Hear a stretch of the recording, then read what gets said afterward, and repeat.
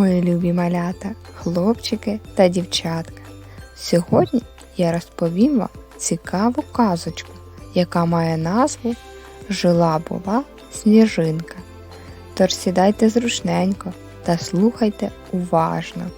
Колись давно у великої хмаринки народилися сніжинки. Вони були ще зовсім маленькі, і хмара їх тримала при собі, щоб підросли. Вона дуже любила своїх маленьких красунь, надзвичайно тішилась ними. Хмара носилася з ними над землею і показувала маленьким сніжинкам довкілля. Сніжинкам це дуже подобалось, і вони з задоволенням роздивлялися все навколо і мріяли швидше підрости. І ось настав час, коли сніжинки вже стали зовсім великі. Мати Хмара випустила їх у широкий світ. О, як це було прекрасно! Сніжинки закружляли над землею у веселому таночку. І літали. Малята, коли багато сніжинок падають на землю, то що з'являється на землі?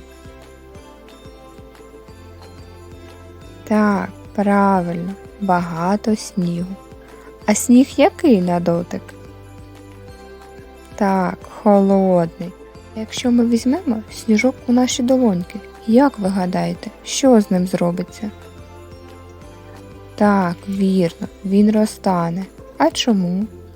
Тому що наші долоньки теплі, а сніжок боїться тепла. Як ви гадаєте, а чому сніжок не тає на дворі? Тому що на дворі мороз і дуже холодно. Сподіваюсь, вам сподобалось наше заняття.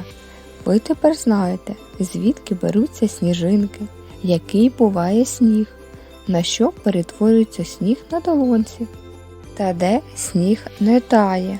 А наше заняття підійшло до кінця. І я вам кажу до побачення, до нових зустрічей!